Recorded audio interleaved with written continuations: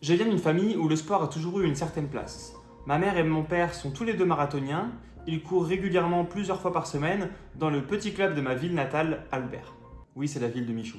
À 14 ans, je pars voir mon père à l'un de ses entraînements autour de la piste. Lui et ses copains me persuadent que j'ai la morphologie pour courir. Grand, élancé, puissant. C'était pas vraiment mon cas et je suis plutôt loin du stéréotype kényan, petit, puissant et léger, mais je décide de les croire. Ils insistent sur le fait que je pourrais être bon en course à pied. Je décide donc de faire la séance du jour avec eux, au programme 2 x 8 x 30-30 AVMA. Bon, je fais la séance, je finis mort, mais la piste ne m'a pas vraiment intéressé. À vrai dire, la course à pied ne m'a pas vraiment intéressé non plus.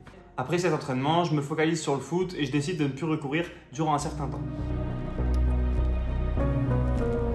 3 ans plus tard, on est début 2018, je me blesse au football.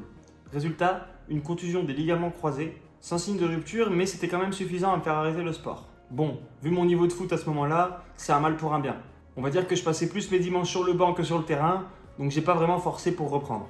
Et là, je ne sais pas pourquoi, je ne sais pas ce qui s'est passé dans ma tête, mais j'ai pris la décision, je vais courir le 5 km de ma ville qui a lieu en mai.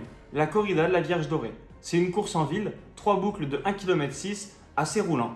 À ce moment-là, je commence à m'entraîner, donc au programme de l'entraînement, des tours de stade, plein de fois 5 km jusqu'à temps de battre mon meilleur record. Autant dire, on n'était pas au max de l'entraînement. Je faisais cet entraînement-là tous les 2 à 3 jours et je tournais sur mes 5 km à peu près en 23 minutes. Le jour de la course arrive et je me fixe un objectif. Je demande à mon père, qui lui aussi court la course, de m'accompagner pour essayer de passer les 20 minutes. À l'époque, je n'avais absolument aucune idée de ce que ça représente 3 minutes sur un 5 km, donc je me suis dit que c'était faisable.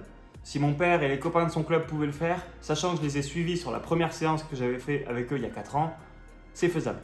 Je prends le départ, donc totalement inconscient de l'effort que ça va me demander, et je finis mon premier 5 km en course en 19 minutes 54. À l'arrivée, je suis complètement mort. C'est là que j'ai découvert ce que ça voulait dire se faire pacer. J'ai posé ma tête, j'ai activé mes jambes, j'ai suivi le rythme et j'ai rien fait d'autre de la course. Par contre, c'était un vrai déclic. Je venais pour la première fois en 17 ans de vie de réussir un objectif sportif que je m'étais défini. À ce moment-là, je me rappelle la phrase que mon père me dit depuis tout petit, « Tu as la morphologie pour courir, tu devrais essayer ». Je me lance donc pleinement dans la course à pied. Ok, donc on est le 26 mai 2018, je viens de finir 3ème de ma catégorie sur la course. Je suis content, mais je sais que je peux m'améliorer. Je cours une fois par semaine, des fois 2.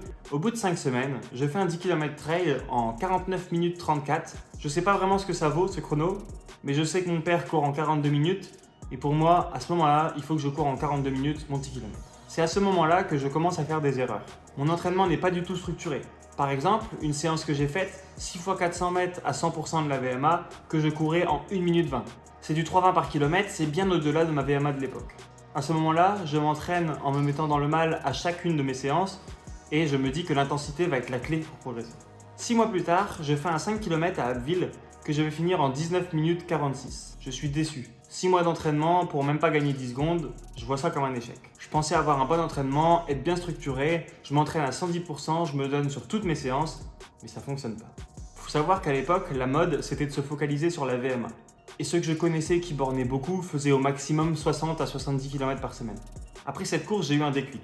Je voulais m'entraîner plus sérieusement, comprendre ce que je faisais et progresser. Je deviens régulier en courant environ 20 km par semaine, mais je continue à faire trop de fractionnés.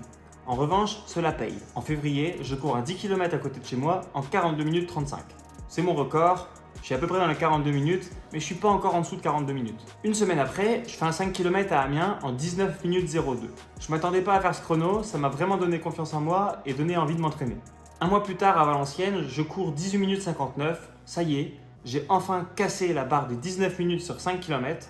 Je me souviens comme j'étais content ce jour-là, je pensais être au maximum de mon niveau. Après cette course, c'est encore suivi des semaines d'entraînement enchaînées, sans forcément prendre de dossard. Puis est venue la période des corridas.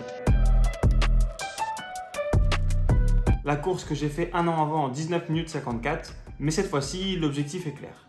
Je veux battre mon record et faire 18 minutes 45. Je me sens bien, je suis en confiance, Je pars prudemment avec un premier kilomètre en 3 minutes 48, puis un second kilomètre en 3 minutes 45, puis je me laisse un petit peu endormir par le groupe en faisant mon troisième kilomètre en 3 minutes 51. À ce moment-là, je passe mon troisième kilomètre donc en 11 minutes 25. J'aime bien faire des calculs quand je cours et je réalise que je suis sur les bases de 19 minutes. J'ai donc décidé d'accélérer à ce moment-là et je passe mon quatrième kilomètre en 3 minutes 38. Je ne le sais pas sur le moment car je ne regarde pas ma montre, mais je me sentais bien.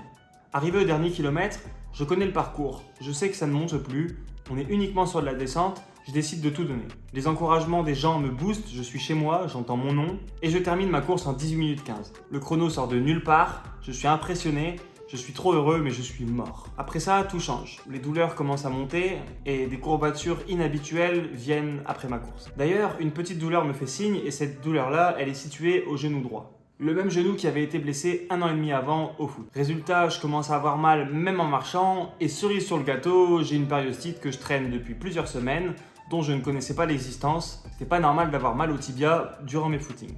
Je passe donc un été sans sport, je ne peux même pas faire de vélo car mon genou me fait mal aussi sur le vélo, je ne peux pas croiser, je ne fais rien. Heureusement c'est l'été, je sors, etc.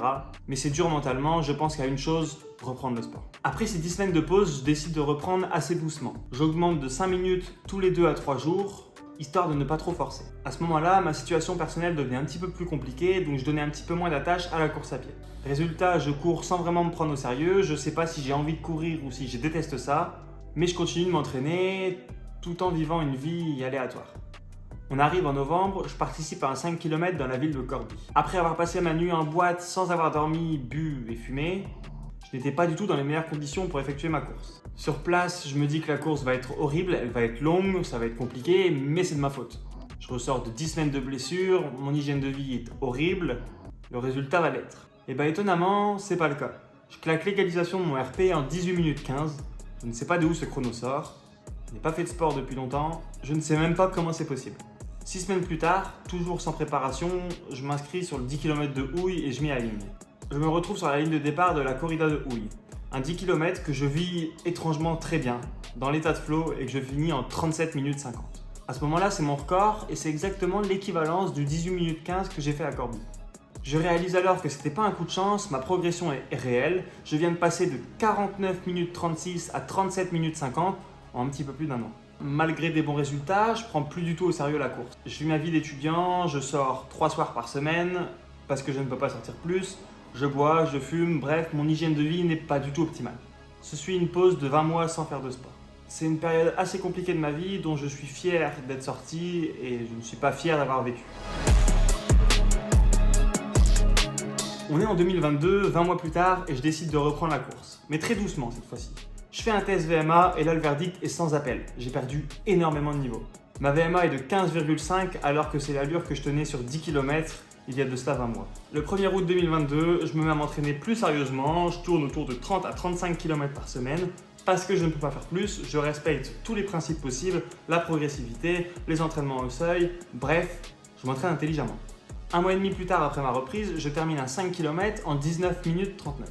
Le moral est au plus bas, je suis à 15 secondes de mon premier 5 km à vie. Je continue tout de même de m'entraîner et 2 semaines plus tard, je valide un chrono de 18 minutes 51 sur les 5 km d'Amiens. Il y a une progression certes, mais dans les deux courses, il y a un point commun, je ne prends aucun plaisir.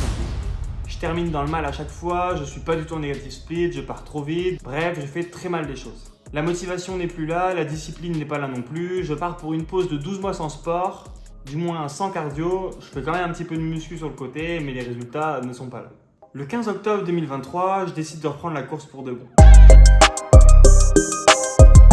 2 jours auparavant, je viens de m'inscrire au marathon de Paris et je me suis donné l'objectif de faire 3h15. Mais pour ça, il faut s'entraîner. Je fais un test VMA et le résultat est de 15,8. Mais je trouve ça bizarre. Moi, je me sens beaucoup plus en forme. Mon test VMA, je l'ai fait 2 sorties après avoir repris la course à pied. Je décide donc d'attendre encore quelques semaines avant d'en refaire un autre, cette fois-ci en laboratoire. Le résultat me semble plus logique et de 17 km/h, donc je pars confiant pour une prépa marathon en moins de 3h15. Avant ça, je décide de me tester sur un 5 km que je finirai en 19 minutes 29. Puis en fin décembre, je m'aligne sur la même corrida qui m'avait vu battre mon record, la corrida de Houille, que je termine en 40 minutes 48. Mais cette fois-ci, ma mentalité est différente. Je suis plus dans la comparaison, je suis plus à me dire que je suis nul et que je vais pas battre mon record. J'accepte. Maintenant, il faut que je donne le meilleur de moi-même pour retourner battre ces records-là. Mais avant de revenir sur le cours, je commence ma préparation marathon. Cette fois-ci, je prends mon temps, je cale le volume comme je peux, la progressivité comme je peux, l'intensité comme je peux, je suis même sûrement un petit peu trop prudent, ce qui me coûtera certaines erreurs.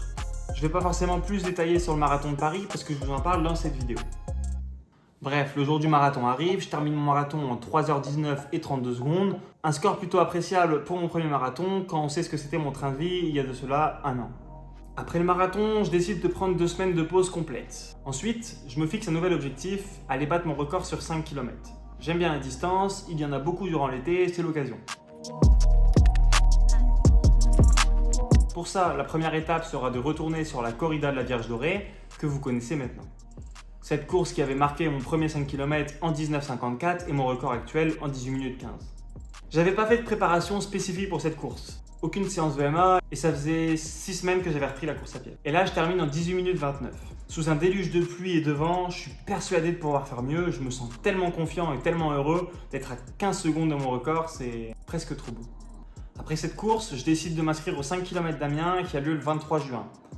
Je fais les choses plus intelligemment, j'augmente progressivement mon volume, j'augmente progressivement l'intensité, je fais du seuil, un petit peu d'allure 5 km. Bref, le jour de la course arrive et je termine mon 5 km en 17 minutes 39. La progression est réelle et je suis tellement heureux de voir que les efforts payent. En moins d'un an, je suis passé d'un 5 km couru en 19 minutes 29 à un autre couru en 17 minutes 39. Sans faire de séance VMA extrême, sans finir la main sur les genoux à toutes les séances, juste en restant constant et intelligent dans la manière de planifier mes séances. Ce qui m'a encore plus marqué sur cette course, comme toutes les courses que j'ai bien vécues d'ailleurs, c'est que je l'ai couru en négatif split. J'ai terminé mon dernier 2000 mètres en courant en 3 minutes 28 et en 3 minutes 21 chaque 1000. J'étais dans le flow total, c'était une sensation incroyable. Aujourd'hui, on est fin septembre 2024. Je viens de faire un 5 km en 17 minutes 44 sur un parcours pas optimal pour la performance et assez venteux, juste après un mois intensif de piscine à l'école 42. Ce n'était pas mon meilleur chrono et je ressortais d'un mois tellement difficile, tant mentalement que physiquement, que je suis super satisfait. Je continue de m'entraîner régulièrement, je cours entre 50 et 70 km par semaine, car je suis actuellement en préparation pour le marathon de Valence où je compte bien casser la barre des 3 heures. Ce que j'ai appris durant mon parcours de coureur, c'est que la VMA, c'est pas la seule métrique à prendre en compte pour progresser, et courir vite à l'entraînement, ça veut pas dire courir vite en course. Et un entraînement varié en travaillant toutes les allures est bien plus bénéfique pour le corps qu'un entraînement polarisé avec de la VMA et de l'endurance fondamentale. Alors attention, ne me faites pas dire ce que j'ai pas dit, 70 à 80% de mon entraînement, je le fais en endurance fondamentale. Mon objectif à long terme, c'est de pouvoir combiner course à pied et développement. J'espère vraiment pouvoir travailler dans l'industrie de la course à pied ou l'industrie du sport en général. Mais surtout, j'espère continuer de progresser et continuer d'avoir du soutien de votre part sur les vidéos. Ça m'a vraiment rendu heureux. Si vous avez aimé, n'hésitez pas à mettre un like et à vous abonner. Je compte faire beaucoup plus de vidéos, que ce soit pour vous partager mes entraînements, mes analyses de course ou même donner des conseils en course à pied. Donc vraiment, n'hésitez pas, ça me soutient énormément. Bref, merci d'avoir regardé cette vidéo. À bientôt.